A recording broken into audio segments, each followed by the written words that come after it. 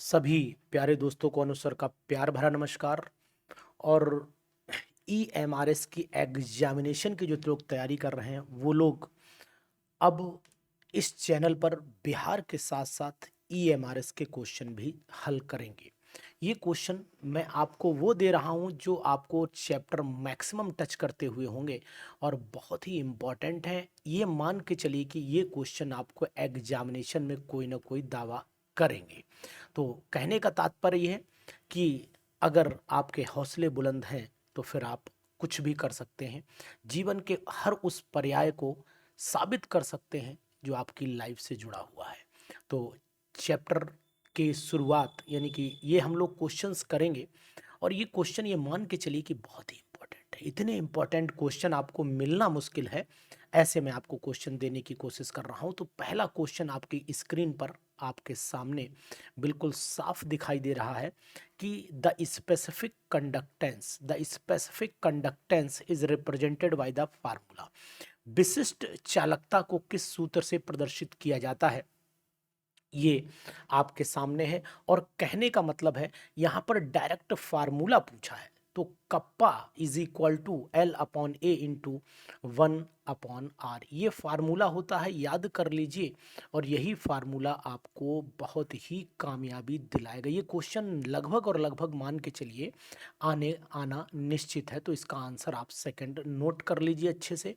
Kappa, इसे के भी बोलते हैं कुछ लोग कप्पा बोलते हैं, फिलहाल मैं इसे कप्पा बोलूंगा। तो सेकंड आंसर इसका बिल्कुल राइट है, यानी यहां पर भी आप सेकंड लगा लीजिए। विच one of the following equation, इस पे लिख लीजिए आप, अभी के अभी लिखिए। वेरी वेरी इंपॉर्टेंट, कहीं जाने की जरूरत नहीं, कहीं रुकने की जरूरत नहीं। अपने दोस्तों को वीडियो शेयर करिए। और अगर आप शेयर करते हो, अगर आपके हाथ कांप रहे हो, लाइक करते हुए आपके हाथ कांप रहे हो, तो फिर आप वीडियो देख लीजिए और मेरा आशीर्वाद ले लीजिए। आप सफल होंगे। आप सब्सक्राइब करना या मत करना या देख कर चले जाना, it is not a matter, लेकिन एक टीचर हूँ तो आशीर्वाद दे करके जाऊँगा कि आप अपने जीवन में सफल जरूर हों। Which one of the following equation is Nernst, इसमें पूछा गया नस्ट इक्वेशन कौन सी। मैंने बोला भी है नस्ट इंपॉर्टेंट है, आप पुरानी वाली वीडियो देखिए मेरी। तो इसके लिए सिंपल सी बात है, हम लोगों को मेथड लगा देना चाहिए। E is equal to E naught cell, देखिए रिडक्शन पे है तो कुछ नहीं करना है। E is equal to E naught cell, यहाँ देखो ई इज इक्वल टू होता है ई नॉट सेल, ठीक है, माइनस 0.0591 अपॉन एन। एन और कंसंट्रेशन ऑफ प्रोडक्ट यानी लॉग यहाँ पर हो जाता है आपका एम, ऊपर आ जाएगा और नीचे आ जाएगा एम की पावर एन पे प्लस।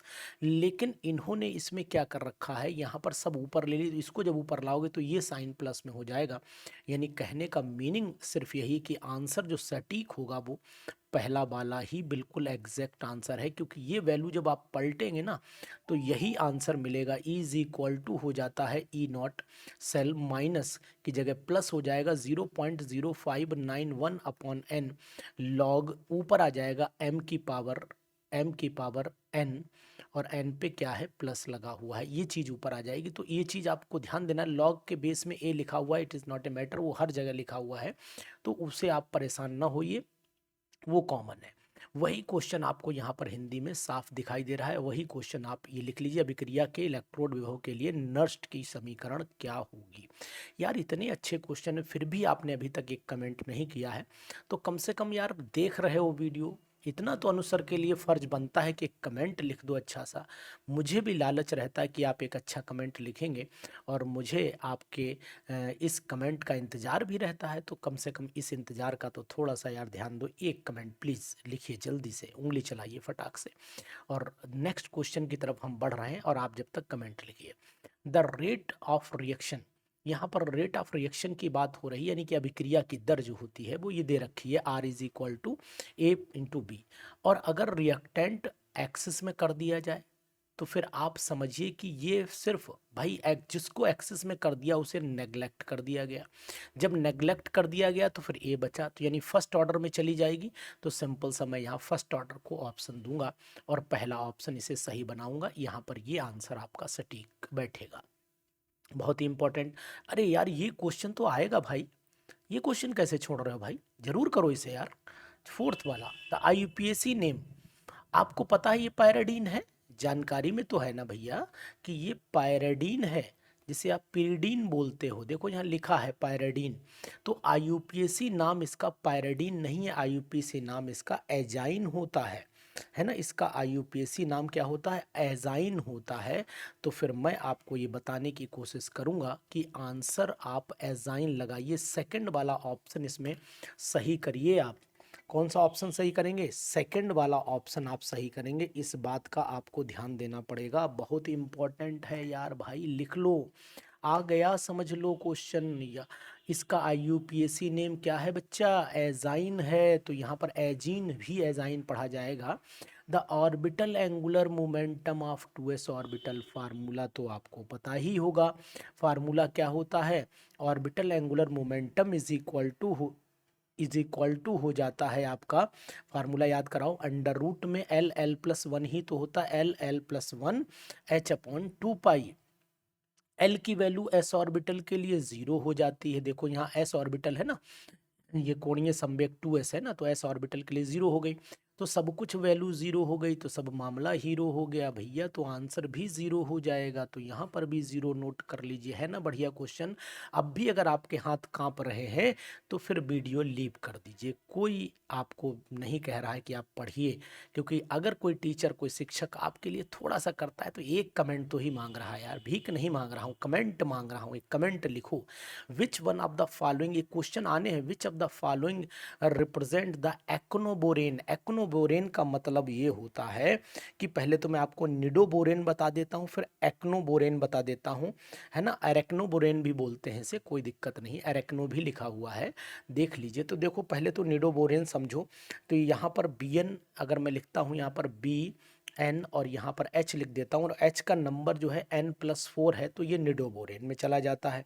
और यहाँ पर अगर BN लिखा है और H की वैल्यू जो है N+6 है, तो ये आर्केनोबोरेन हो जाता है। तो आर्केनोबोरेन का मतलब ये हुआ कि अगर मैं यहाँ पर N लेता हूँ 5, तो ये हो गया 5 और 6 11, तो केवल आर्केनोबोरेन इसी को फॉलो कर रहा है, तो आप इसी को आप अंडरलाइन कर लीजिए और यही आपका आंसर हो जाएगा। तो मैंने आपको तरीका भी बताता चल रहा हूँ, तो यहाँ पर ये वाला अंडरलाइन कर लीजिए, एकदम परफेक्टनेस स्टडी आपको करवा रहा हूँ यार मेरे भाई, फिर भी आप यार दिल ना तोड़ो मेरा। Next the treatment of the, अब ये आपके सामने मिथाइल मैग्नीशियम ब्रोमाइड है। मिथाइल, एक बार चैनल को PGTs वाले मेरे सभी साथी सभी दोस्तों तक भेज दें, तो मैक्सिमम लोग इसे सब्सक्रिप्शन पर ले जाएंगे, तो मेरा भी जज्बा बुलंद हो जाएगा, सिलेक्शन के लिए वो ताकत लगा दूंगा, वो किताबें वो मेहनत कर दूंगा जो आपको एक बेस्ट इंडिया की कोचिंग नहीं दे पाएगी, वो किताबों का मटेरियल आपको प्रोवाइड करवा दूंगा। शर्त एक ही है, बस मैक्सिमम लोगों से सब्सक्रिप्शन और शेयर करवाइए, बस और कुछ नहीं आपसे डिमांड है। तो CS3MgX लीजिए। और ये क्या यार, कितना बढ़िया क्वेश्चन है ये, तो भाई साहब ये बताता है कि एसिटाइलिन का जो मतलब प्रोपाइन का जो H है वो रिलीज हो जाएगा, और जब ये रिलीज हो जाएगा तो यहीं पर जुड़ेगा तो मीथेन मिलता है, ये एसिडिक करेक्टर को भी रिप्रेजेंटेशन कर रहा है। तो यहाँ पर फोर्थ वाला लगा लीजिए, बहुत ही इंपॉर्टेंट है, अच्छा क्वेश्चन है, इस पे मैं पिंकी पिंकी लिखे दे रहा हूं, अब आप नोट कर लो कि मान लो कि पिंकी हो गया, आ गया। यहाँ पर भी हिंदी वाले भी साथी एक बार को जा करके जरूर देखें, बिहार और EMRS सभी के स्टैंडर्ड को मेंटेन किया है इस पेपर ने। अल्फा डी ग्लूकोज और बीटा डी ग्लूकोज ये एक दूसरे के एनोमर्स कहलाते हैं, आपको पता होना चाहिए मेरे प्यारे साथियों। तो इससे पहला क्वेश्चन ये भी हो सकता था, मैं आपको ये भी बताने की कोशिश करूंगा, यहाँ पर एसिडिक नेचर भी पूछ सकते हैं, इसमें आप ये जान लो अनुसार बिल्कुल सत्यता की बात कर रहे हैं, एसिडिक नेचर पूछ सकते हैं, क्वेश्चन नोट कर लो। PDF की डिमांड मत करना, नोट कर लो, PDF दे दूंगा अगर जरूरत पड़ेगी तो आप, लेकिन एक बार अगर सब्सक्रिप्शन दिलवाया ना आप लोगों ने तो फिर जरूर PDF भी दिया करूंगा, कोई टेंशन नहीं, लेकिन आप लोग देख करके चले जाते हो, पता लग जाता है मुझे कि आपने देखी और लीव करके चले गए, ये एनोमर्स कहलाते हैं। तो अल्फा डी और बीटा डी ग्लूकोज में केवल एक दूसरे का जो OH होता है ना, वो अल्टा पल्टा होता है। अल्टा पल्टा समझते हो, नहीं समझते हो ना, चलो अल्टा पल्टा समझाता हूँ आपको। अल्टा पल्टा क्या होता है भैया, ये क्या होता है अल्टा पल्टा, चलो पेपर में आएगा अल्टा पल्टा, देखो ध्यान से। अब मैं यहाँ से लेता हूँ, ये मैंने ये ऐसे लिया, ठीक है, मैंने एक एच इधर बनाया, एक ओ एच मैंने इधर बनाया, बाकी मैंने यहाँ पर सी, और आप जानते हैं इधर एच हो गया, इधर आपका ओ एच हो गया, यहाँ पर सी हो गया, यहाँ पर ओ एच हो गया, यहाँ पर एच हो गया, यहाँ पर क्या है, ये एच हो गया, ये ओ एच हो गया, ये सी हो गया, ये एच हो गया, ये C H two O H हो गया। यहाँ से आपने ऑक्सीजन को ठोक दिया, ये कार्बन लग गया इसके अंदर, और ये कार्बन, ये ओ एच ग्रुप जो है is at right hand side with respect to, ये आपको राइट हैंड साइड पर दिखाई दे रहा है। अगर यही लेफ्ट कर दो पहला वाला, तो ये एक दूसरे के एनोमर कहलाएंगे, मतलब ओ एच इधर आ जाए और एच इधर चला जाए, बाकी सब सेम सेम रहे, तो ऐसी कंडीशन में एक अल्फा डी, और अल्फा डी हो गया और साथ में प्लस ग्लूकोज कहलाता है, और ये आपका बीटा, और ये आपका डी, और ये प्लस ग्लूकोज कहलाता है। तो साहब आपको मैंने समझा भी दिया है कि what is the meaning of अल्टा पल्टा, ठीक है। तो ये अल्टा पल्टा की केमिस्ट्री जरूर आप पढ़िए और जरूर फायदा करेगा। ये क्वेश्चन इंपॉर्टेंट है, यानी कि ग्लूकोज एक दूसरे के क्या है, ये एनोमर हैं भाई साहब, ये एनोमर हैं।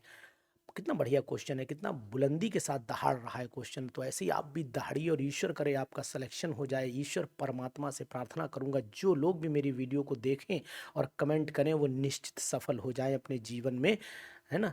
ये मैं ऊपर वाले से प्रार्थना जरूर करता रहूँगा। 9th वाले पर आइए। क्वेश्चन नंबर 9 कह रहा है कि भाई among the following one that give the positive iodoform test. तो मेरे लालों, मेरे रसगुल्लों, देख लो ध्यान से, यही कंपाउंड जिनमें ये ग्रुप होगा, जिनमें ये ग्रुप होगा, ये सभी यौगिक जितने भी हैं ये सब आयोडोफॉर्म परीक्षण देंगे। तो मुझे तो साफ साफ दिखाई दे रहा है कि ये वाला में देखो, यहाँ पर मिथाइल नहीं तो ये नहीं देगा, इधर भी नहीं संभावना है, इधर भी कोई संभावना नहीं, लेकिन इसमें ओ एच भी है, इतना हिस्सा आपको दिखाई दे रहा है। तो मैं आपको बताने की कोशिश करूंगा, उसका उत्तर भी आप यही लगा लीजिए, डी ऑप्शन, मतलब 4th ऑप्शन लगाइए। बढ़िया क्वेश्चन, ईमानदारी के साथ में करिए, आपको जरूर बेनिफिट होगा मेरे पीजीटी के प्यारे प्यारे भाइयों और बहनों। हर चैप्टर को कोशिश की है मैंने टच करने की, हर चैप्टर को टच करने की कोशिश की। इफेक्टिव एटॉमिक नंबर, आहा कितना बढ़िया क्वेश्चन है यार। इफेक्टिव एटॉमिक नंबर का सूत्र तो आपको पता है, कोबाल्ट का एटॉमिक नंबर कितना होता है, 27 होता है ना। 27 माइनस इस पे ऑक्सीडेशन स्टेट 3 निकाल दो तो -3 हो गया, प्लस लिगेंड कितने, यहाँ पर 2 दूनी 4 हो गया, है ना भाई। 2 लिगेंड, ये 2 लिगेंड है ना, तो ये 2 लिखा हुआ ना, तो हर कोई 2 दे रहा है, तो 4, तो 4 हो गया, है ना। और 4 दूनी 8 हो गया भाई। एक लिगेंड 2 इलेक्ट्रॉन देता है, तो यहाँ पर 4 डोनर साइट है ना। वैसे तो ईएन की 2 डोनर साइट होती है, लेकिन 2 से गुणा 4 हो गई, तो 4 की डोनर साइट 8 हो गया। और यहाँ पर फिर 2 क्लोरीन लगे, तो एक क्लोरीन 2 देगा, तो 2 4 देगा, तो 8 4 12 हो गया।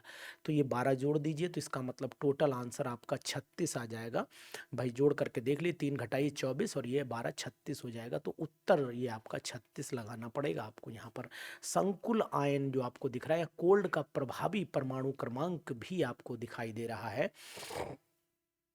ना। बढ़िया क्वेश्चन, उम्दा क्वेश्चन है, बढ़िया क्वेश्चन है, दमदार क्वेश्चन है, मजबूत और टिकाऊ क्वेश्चन है। इन क्वेश्चन के साथ आप उल्टा पुल्टा करते रहिए। विच of the following asters has order of respiratory, हाँ रेस्पबेरी। तो अब आपको पता होना चाहिए कि भाई रेस्पबेरी का जो स्मेल होती है, जो ऑर्डर होती है, जो गंध होती है, वो किसकी वजह से होती है, ठीक है। तो जिसे मतलब अच्छा सा स्मेल एक आता है, एक फ्रूट होता है, तो उसमें आइसो एमाइल वेलरेट होता है। ये भाई सब याद करना पड़ेगा आपको।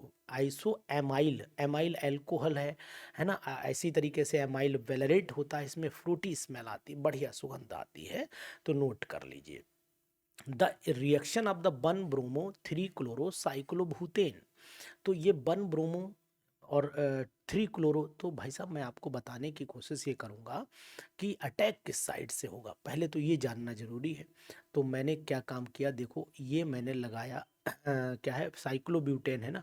तो मैं रिएक्शन करा करके आपको दिखाने की कोशिश करूँगा, जो लिखा है उसी मॉडल में। ये मैंने इस तरीके से बनाया, यहाँ पर मैंने Br लगा दिया, यहाँ पर मैंने Cl लगा दिया, बीच में सोडियम भैया मैंने बिठा लिए, फिर मैंने इधर Br लगाया, फिर मैंने इधर यूं ऐसे लगाया और यहाँ Cl, यहाँ से 2NaBr मैंने नोच लिया पकड़ करके, तो प्रोडक्ट मुझे ये मिल गया। तो आखिरकार ऐसा हुआ क्यों, ब्रोमीन से ही रिएक्शन क्यों हुई, ये आंसर ये क्यों नहीं हुआ, आंसर मैंने जो है वो ये वाला ही क्यों प्रेफर किया, ये आंसर क्यों नहीं प्रेफर किया, नीचे वाला जो मैं पिंक कर रहा हूँ इसे प्रेफर मैंने क्यों नहीं किया, क्योंकि ब्रोमीन जो होता है मोर रिएक्टिव देन क्लोरीन होता है, मतलब जल्दी लीविंग ग्रुप कौन सा, बेटर लीविंग कौन सा है, तो बेटर लीविंग ब्रोमीन होगा। एस अगर आयोडीन होता तो फिर आयोडीन रिलीज हो जाता।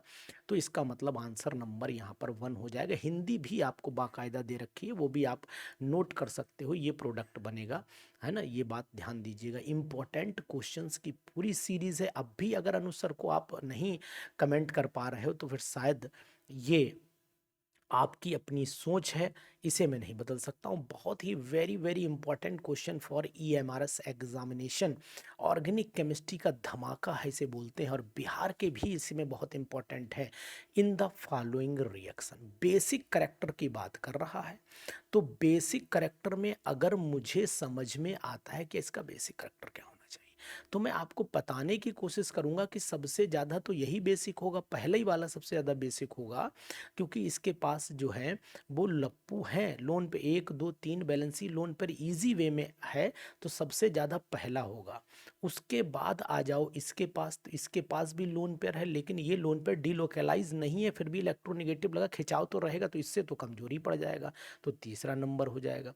फिर यहाँ पर भी लोन पेयर, लेकिन ये डीलोकलाइजेशन में इन्वॉल्व नहीं है, तो मतलब अवेलेबल है, लेकिन यहाँ का लोन पेयर डीलोकलाइजेशन में इन्वॉल्व हो जाता है, सबसे कमजोर प्राणी फिर यही हुआ। तो आंसर इसका जो मैंने एक्सप्लेन किया इसके अकॉर्डिंग फिर फोर्थ आंसर सेटअप होता है। तो यहाँ पर आप फोर्थ आंसर सेटअप कर लीजिए, मैंने आपको एक्सप्लेनेशन के साथ बताया है, यहाँ हवाई नहीं बांधी है। हाइपो ये क्वेश्चन EMRS में नहीं आ सकता है, क्योंकि वहाँ पर ये सिलेबस में नहीं है, लेकिन हाँ ये कॉम्प्लेक्स कंपाउंड सिलेबस में, इसलिए खतरा यहाँ पर बन सकता है।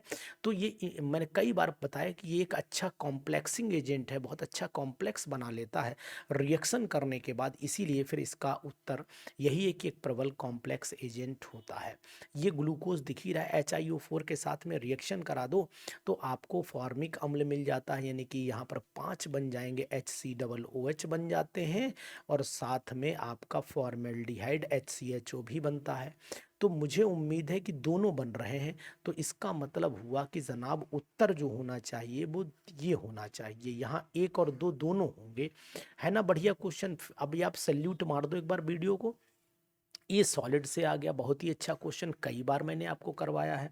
भाई यहाँ पर एक फार्मूला लगा दो, फार्मूला क्या होता है, DHKL इज इक्वल टू हो जाएगा A अपॉन क्या हो जाएगा, √H² + K² + L², ये वैल्यू हो जाती है। यहाँ पर वैल्यू आप पुट करते चले जाइए, आपके आंसर निकलते चले जाएंगे, यानी कि पहला D 100 है, तो यहाँ पर 1 का स्क्वायर, 0 का स्क्वायर, 0 का स्क्वायर, तो फिर आंसर केवल A आ जाएगा, है ना। तो A का मतलब हुआ कि आंसर 1 हो गया।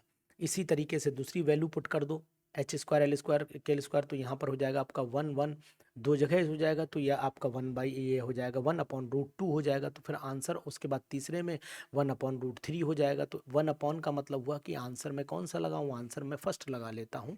इस फार्मूले की मदद से आप निकाल लीजिए H की वैल्यू, भाई ये जो दे रखा होता है ये D, जैसे D आपका 100 है तो ये H है, ये K है, ये L है। ऐसे D आपका जो है वो 110 है, तो ये D है, ये H है, ये D है, ये K है, ये L है। ऐसे करके आप आराम से वैल्यू पुट करिए और खट से आंसर निकाल दीजिए। हिंदी अंग्रेजी दोनों रखी है, समझ में नहीं आए तो दोनों चीज़ें देख लीजिए, आपको बहुत ही प्यार से समझ में आ जाएगा। तो अनुसार आपको कुछ नहीं कह रहे हैं, अनुसार बेस्ट किताबों का स्टडी मटेरियल आप तक पहुंचाने की कोशिश करते हैं, बाकी टीचर आपको रास्ता दिखाता है, पढ़ना आपको खुद है। गिब्स हेल्महोल्ट्ज इक्वेशन आपको याद करनी, मैं तो याद कर चुका हूँ, मैं आपको बता देता हूँ। ये जैसे गिब्स हेल्महोल्ट्ज है तो ΔHg is equal to, Gibbs Helmholtz बहुत आती है और ये थर्मोडायनामिक्स से जुड़ा हुआ क्वेश्चन है, इसे कोई रोक नहीं सकता आने से, कोई नहीं रोक पाएगा। तो भाई तुम नहीं रोक पाओ, मैं कहाँ से रोक लूंगा। ΔG is equal to H + T ΔG upon at constant pressure, ये मैंने याद की थी, आप भी याद कर लो, आसान रहेगा। क्लेसियस इक्वेशन होती है, ये क्लेसियस क्लेप्रियन ये होती है, दोनों याद कर लो। ये सभी इक्वेशन आ सकती हैं और एग्जाम में बहुत इंपॉर्टेंट भी मानी जाती हैं। देखो, the value of the rate constant के फॉर द रिएक्शन, इसके लिए रेट कांस्टेंट के की वैल्यू क्या होनी चाहिए? Where determined at several temperature a plot of the k versus t given as a straight line, ये वैल्यू दे रखी है। देखो, इसी में थोड़ी सी मेहनत आपको करनी पड़ेगी। क्वेश्चन में मेहनत क्या करनी वो भी बता दे रहा हूँ। k इज इक्वल टू हो जाता है formula A E raise to the power minus का E A upon R T हो जाता है। ठीक है, तो यहाँ पर मैं फार्मूला लगा लेता हूँ, एलन के टर्म में लगा लूँ चाहे डायरेक्ट लगा लो, वैल्यू पुट कर लो सीधी सीधी। इसको कंपेयर कर लो मेरे हिसाब से इससे, जब कंपेयर कर लोगे तो यहाँ पर minus E A upon R is equal to हो जाएगा, वैल्यू ये कितनी दे रखी है, वैल्यू दे रखी है ये 1.2 इंटू 10⁻⁴ है ना, दे रखी है के टर्म में दे रखी है। तो अब आप इसे के टर्म में रखिए वैल्यू को, इससे मल्टीप्लाई कर लीजिए, और जब आप मल्टीप्लाई करेंगे तो ये वैल्यू एक्चुअल में इसके आंसर प्लस में दे रखे हैं, इसलिए वैल्यू स्लोप में है, तो स्लोप है तो माइनस में तो होगा ही होगा।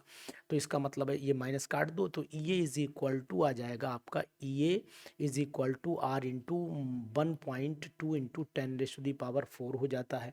अब आर की वैल्यू 8.314 इंटू 1.2 इंटू 10⁻⁴ दिया हुआ है। ये जब मल्टीप्लाई करोगे तो 12×8 = 96, लगभग 1 के आसपास जाएगा, और ये पावर 5 हो जाएगी। तो फिर आंसर 1 के आसपास और पावर 5, यानी तीसरा ऑप्शन मुझे दिखाई दे रहा है। कैलकुलेशन का जो तरीका मैं बता रहा हूँ, जैसे मैंने क्या किया, 12×8 = 96 लगभग 1 के पास, और जब 1 के पास आएगी तो फिर डेसिमल भी लगेगा 1 के बाद। भाई 12×8 = 96 के बाद डेसिमल लग रहा है ना, तो 1 डेसिमल हमें और बढ़ाना, तो यहाँ 5 कर देना पावर। तो इस तरीके से कैलकुलेशन की स्पीड भी अपनी मेंटेन रखिएगा। भाई देखो, मैंने तो तीसरे राउंड में पीजीटी निकाला, मुझे ये कहने में बिल्कुल शर्म नहीं आती है। कारण ये है कि जब सफलता मिले तब बोलो ना, उससे पहले बोलने का कोई उपचार नहीं है और कोई तरीका भी नहीं है। तो अगर आपको पीजीटी निकालना है तो बेस्ट राउंड में निकालिए, पहले दूसरे तीसरे कोई दिक्कत नहीं है, लेकिन सिलेक्शन फेयर होना चाहिए, सिलेक्शन सैल्यूट वाला होना चाहिए। The theory of multi layer adsorption, तो मल्टी लेयर की थ्योरी बेट थ्योरी कहलाती है, और बेट एड्सॉर्प्शन आइसो ये मैंने नोट में भी लिखवाया है, विच यहाँ पर भी देख लीजिए बीईटी थ्योरी कहलाती है, बेट थ्योरी का नाम दिया जाता है। तो बेट थ्योरी कहाँ है वो मैं आपको बताने की कोशिश कर रहा हूँ। ये आपके पास प्रॉपर तरीके के नोट्स हैं जहाँ पर आप अनुसर के साथ जुड़े हैं। अगर बैच आपने अभी भी नहीं लिया है तो ना, मौका ना गवाइए, फट से टेस्ट सीरीज आज ले डालिए और कर डालिए, सब क्वेश्चन दमदार हैं।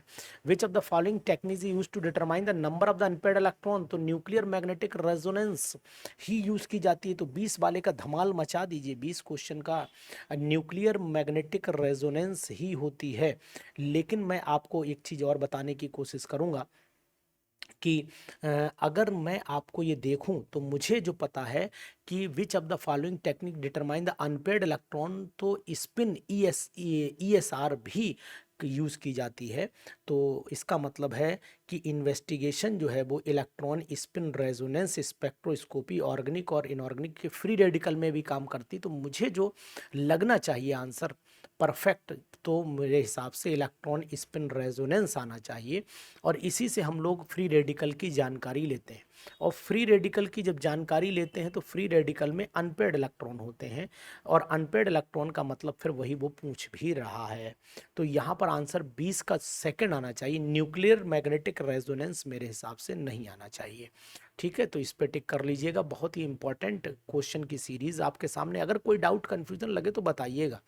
टॉलिन is नाइट्रेटेड and resulting product obtained with, जो मिला है उसको टिन, तो आपको टॉलिन को जब नाइट्रेट आप करोगे तो आर्थो नाइट्रोटॉलिन पैरानाइट्रोटॉलिन मिल जाएगा, उसको फिर नाइट्रो को एसएन और HCl से डालोगे तो NH2 में कन्वर्ट हो जाएगा। तो इसका मतलब हुआ कि ये आपका हो गया टॉलिन, तो बना मिक्सचर आर्थो पैरा तो होगा ही, लेकिन यहाँ पर ब्रोमो नहीं होगा, डाई ब्रोमो ना, ब्रोमो एनिलीन ब्रोमो आ गया।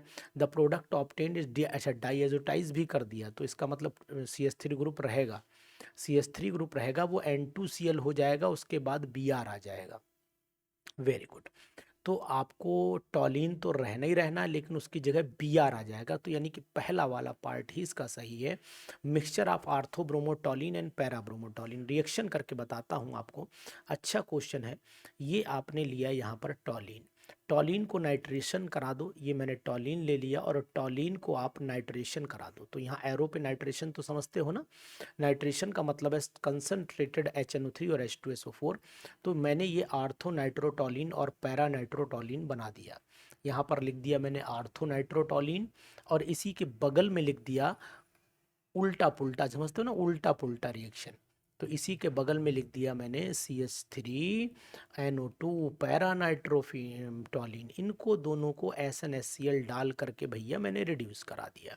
तो ये बेचारे जितने भी NO2 लगे थे वो NO2 जो हैं वो बन जाएंगे अब NH2। तो यहाँ पर आप NH2 कर लो, यहाँ पर भी आप NH2 कर लो। घबराओ बिल्कुल नहीं, आप उस चैनल पर हो जहाँ पर आपकी सफलता निश्चित की जाती है। तो ये आइए, ये बना। अब इसको आप क्या करो, डाइएजोटाइज करा दो। अब जैसे डाइएजोटाइज कराओगे तो आपको पता होना चाहिए ये तो टॉलीन ही रहेगा, और यहाँ पर आपका N2Cl आ जाएगा, और ये भी टॉलीन ही रहेगा। और टॉलीन की इस पोजीशन पर यहाँ मैं CH3 लगाता हूँ, यहाँ पर N2Cl आ जाएगा। इन दोनों में जब आप आगे चलोगे तो इसका Cu यानी कि सांड में रिएक्शन करा दो, Cu2Br2 से करा दो, तो आर्थोब्रोमोटॉलीन और पैराब्रोमोटॉलीन प्राप्त आपको हो जाएगा। तो बोलो जय हो। तो ये आर्थोब्रोमोटॉलीन बन गया, और ये आपका पैराब्रोमोटॉलीन। क्लास देख लोगे मजा आ जाएगा। अनुस्वर के साथ जिस दिन आपकी लेंथ बन जाएगी, सिलेक्शन आपका उसी दिन हो जाएगा, मेरा निश्चित वादा है आपसे। ठीक है, और लाइन लेंथ बनाने के लिए मेहनत आपको करनी पड़ेगी, सभी वीडियोस लाइन से आपको देखनी पड़ेंगी। तो उसके बाद आ जाइए, in the following sequence of reaction the alkene afford the compound B. ठीक है भाई, बी कंपाउंड आपको बताना है। तो ओजोन के बाद यहीं पर है तो यहीं से टूट दो। मैंने आपको बताया था जब भी ओजोनलिसिस की तो यहीं से तोड़ दिया करो, इधर CHO इधर CHO, धू धू धू CHO। यानी मैंने ट्रिक इसकी समझाई थी, जहाँ डबल बॉन्ड हो उसके इधर का हिस्सा इधर लाने दो, इधर का हिस्सा इधर आ जाने दो, दोनों में एक एक O डाल दो, तो ये आपका बन जाएगा। तो यहाँ पर प्रोडक्ट ये हो जाता है। ठीक है, तो इस तरीके से आप हिंदी इंग्लिश दोनों के क्वेश्चन देखते हुए चल रहे हैं, और आप भरपूर आनंद भी ले रहे हैं, कोई दिक्कत नहीं है। Gold number of the protective colloid, अब गोल्ड नंबर की बात आ रही है, तो इसका मतलब हुआ कि जिसका गोल्ड नंबर, आप ध्यान दिए, protective power of the colloid जो होती है वो इन्वर्सली प्रोपोर्शनल होती है गोल्ड नंबर के। जितना कम गोल्ड नंबर उतना ज़्यादा प्रोटेक्टिव कोलाइड हो जाएगा। तो सबसे कम इसी का दिख रहा है, तो सबसे कम तो यही होगा, तो मतलब डी हो गया। उसके बाद नंबर आ जाता है इस वाले का, इसके बाद नंबर आएगा ये, उससे कम ये हुआ, तो इसका मतलब ये बी आ गया। उससे कम का नंबर जो है मुझे दिखाई दे रहा है ये वाला, इसके बाद यही आएगा, फिर ये आएगा, तो इसका मतलब फिर ये सी हो जाएगा। और उसके बाद मुझे आपका डी दिखाई दे रहा है, तो ये ए वाला हो जाएगा। तो पूरा ऑप्शन आपको ये थर्ड वाला होना चाहिए 23 में। आप एक बार चेक कर लीजिएगा, बहुत आपको लगे तो। According to the Blanc rule, dicarboxylic acids are heated with acetic anhydride. Dicarboxylic acid जब एसिटिक एनहाइड्राइड के साथ में हीट किए जाते हैं तो फिर आपको क्या मिलना चाहिए, तो जनाब मैं आपको बताने की कोशिश करूंगा कि यहाँ पर आपको डिस्टिल भी करना है, उसके बाद साइक्लिक कीटोन भी आपको मिलना है, तो मतलब रिएक्शन आपको पूरी करनी पड़ेगी। तो 24वें वाले में मैं आपको बताने की कोशिश करूंगा, जब ब्लैंक रूल लगता है तो 1 और 4 और 1,5 डाइकार्बोक्सिलिक एसिड जो होते हैं वो साइक्लिक एनहाइड्राइड बना लेते हैं। तो आंसर 1,4 और 1,5 dicarboxylic acid gives cyclic anhydride. मतलब गर्म करोगे तो एनहाइड्राइड मतलब पानी निकल जाएगा, तो थर्ड वाला ऑप्शन इसमें सही होना चाहिए। यानी यहाँ पर आप भी एक बार करके देख लेना भाई, अनुसर की बात पर अगर लगता है भरोसा तो करिए, अन्यथा प्रैक्टिस लगातार मैं कराता हूँ, हर तरीके से कराने की कोशिश करता हूँ। इंक्रीजिंग ऑर्डर ऑफ द, हा क्या बात है यार, पीजीटी का इक्लिप्स्ड एंटी गॉची। तो इसमें जो इक्लिप्स्ड फॉर्म होती है सबसे अनस्टेबल यही होती है, लेस स्टेबल होती है। तो इक्लिप्स्ड कम, उसके बाद एंटी, फिर गॉची। थर्ड वाला आंसर 25 का बिल्कुल सटीक आएगा, क्योंकि यहाँ ओवरलैपिंग डायरेक्ट होती ना, एकदम सामने, पंजे के सामने पंजा, तो रोटेट कर जाएगा। हल्का सा हाथ घुमा के देख लीजिए, समझ में आपको आ जाएगा। The correct sequence of the covalent character, बहुत आया, फजान रूल लगाओ ना, फजान रूल जहां लगाए धड़ से आंसर बाहर गिरेगा, के बचेगा नहीं। देखो यहाँ पर आप बेरिलियम के ऊपर डाई पॉजिटिव दिख रहा है, यहाँ लिथियम के ऊपर आपको एक ही पॉजिटिव दिख रहा है, यहाँ सोडियम के ऊपर एक ही पॉजिटिव दिख रहा है, तो ये तो होने से रहा, ये भी होने से रहा। ये हो सकता था, लेकिन Na इधर लगा हुआ है, तो 26 वाले का जवाब जो है फजान रूल के अकॉर्डिंग सबसे जो चार्ज जो ज़्यादा है, पोलराइजिंग पावर कैटायन के चार्ज पर डिपेंड करती है, तो इसका मतलब हुआ आंसर नंबर थर्ड यहाँ पर सही होगा। और total number of the isomer इसके निकालोगे आप, तो जनाब आपके कितने आइसोमर आएंगे आपको बताना पड़ेगा। तो 26 27 में का जवाब का इंतजार मैं आपसे करूंगा कि यहाँ पर टोटल कितने बनने चाहिए। देखो, एक तो आपको आइसोमर अगर आप निकालते हो तो पहले तो आप ये जान लो कि ये इस तरीके का है मामला। यहाँ पर कोबाल्ट में आपको आंसर का इंतजार करूंगा, ये ईएन हो गया और ये आपका ईएन हो गया। एक तो आइसोमर ये गिना जाएगा, ये गिना जाएगा, ठीक है।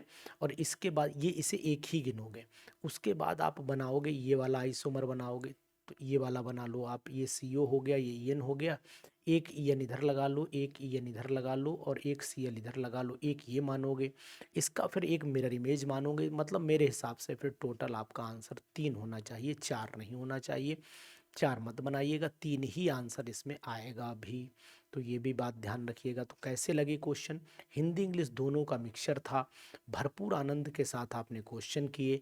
जरूर कमेंट बॉक्स में जाकर के बताइए कि अनुज सर की क्लास आपको पसंद आई कि नहीं आई, और अगर कमेंट देते हुए आपके हाथ कांपे तो प्लीज़ फिर चैनल पर आपके रहने का कोई वजूद नहीं है। और ना ही अनुज सर को इतनी ऐसा भी है कि नहीं आप देखें ही। अगर आपके हाथ कांपते हो तो आप बिल्कुल मत देखिए, अपने दिमाग को संतुलित करिए और जहां आपको अच्छा लगता हो वहीं आप उसको देखें। अगर हमारा वीडियो अच्छा लगता हो, हम पे कमेंट करना अच्छा लगता हो, हमें हमारी स्ट्रेटजी पसंद आती हो और हमारे लगता हो कि नहीं ये सही दिशा निर्देशन मिल रहा है, तो ज़रूर आपसे उम्मीद करूंगा एक प्यारे से कमेंट का। वीडियो कैसी लगी, EMRS का सिलेक्शन लेना है और अगर बिहार का सिलेक्शन लेना है तो फिर आप दोनों के लिए हमारे पास टेस्ट सीरीज़ उपलब्ध है। इस टेस्ट सीरीज़ को लगा लीजिए, दोनों में आपका 100% बेनिफिट मिलेगा। 2023 की छलांग आपको लगानी है तो फिर आपको ये स्टार बने हुए इस पर जा कर के एरोमा केमिस्ट्री क्लासेस की वेबसाइट से पहुंच करके आप डाउनलोड कर लीजिए ऐप को, और नहीं वहीं से परचेज कर दीजिए सीधा, आपको ऐप प्ले स्टोर पर भी जाने की ज़रूरत आपको नहीं है।